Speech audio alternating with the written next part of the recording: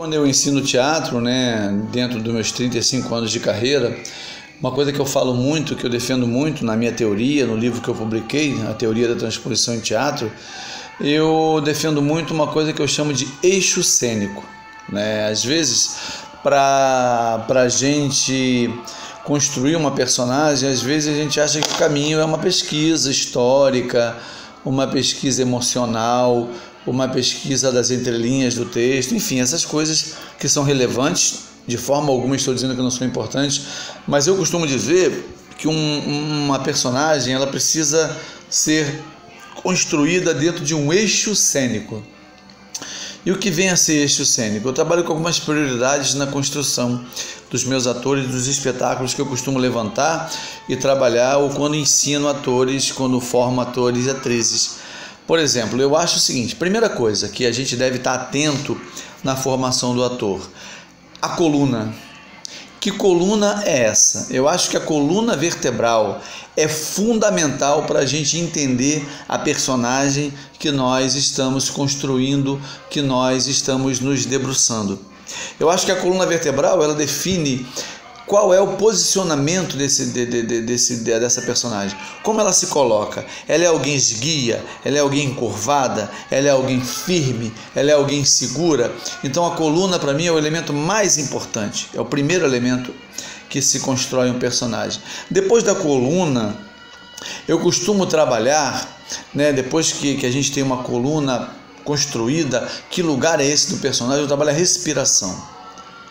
A respiração não é só, a respiração em teatro não é só um lugar para você aprender a impostar uma voz e não perder o fôlego, lançar a voz lá na última pessoa da plateia do teatro, seja ele que teatro for. Não é só isso. Eu acho que a respiração da personagem define o caráter e o momento emocional que aquela personagem está vivendo.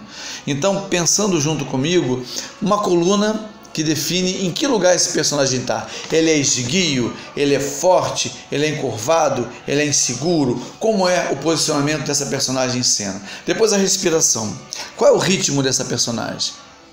Porque nós não respiramos do mesmo jeito quando amamos, quando estamos diante de uma perda, quando estamos diante de um perigo ou quando estamos diante de um êxtase.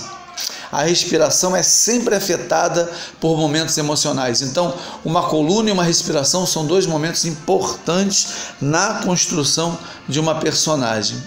Depois de uma coluna e de uma respiração, eu digo para você, como estão os pés dessa personagem? Como esse teu personagem pisa no chão? Ele pisa com firmeza? O passo dele é firme? O passo dele é vacilante? O passo dele é inseguro? O passo dele é um passo que, diante de circunstâncias, consegue titubear ou avança firme? Então, que pé é esse? Que pés são esses que sustentam o seu corpo de ator em cena quando ele está dialogando com uma personagem que cabe a você construir? Depois desses pés, depois dessa coluna, depois dessa respiração e depois desses pés, como é o olhar dessa personagem? Porque uma coluna, uma respiração e os pés firmes determinam um olhar, determinam um jeito de ver as coisas. Vocês percebem que eu não estou priorizando primeiro o olhar, eu estou colocando o olhar como um elemento secundário de uma postura corporal. Que olhos são esses? Como esse personagem vê as coisas? Como ele encara as coisas? Como é que são os olhos dele? São olhos firmes, como eu estou fazendo aqui agora, ou são olhos vacilantes? São olhos contemplativos? São olhos diretos? E depois disso, de uma coluna definida, de uma respiração que dita o ritmo emocional daquela personagem, e de uns pés que sustentam esse personagem no chão, e de um olhar, aí sim vem um gesto. Porque o gesto, quando muitos acham que ele é o primeiro gatilho a ser disparado, na minha opinião, ele é um gatilho disparado a partir do momento que eu tenho o entendimento corporal. Essa é a minha leitura da construção de uma personagem, que eu defendo no meu livro, que eu defendo na minha teoria. Eu queria agora partilhar com você.